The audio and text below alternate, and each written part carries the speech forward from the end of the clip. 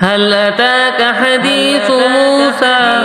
إذ ناداه ربه بالوادي المقدس طوى اذهب إلى فرعون إنه طغى فقل هل لك إلى أن تزكى وأهديك إلى ربك فتخشى فأراه الآية الكبرى فكذب وعصى ثم أدبر يسعى فحشر فنادى فقال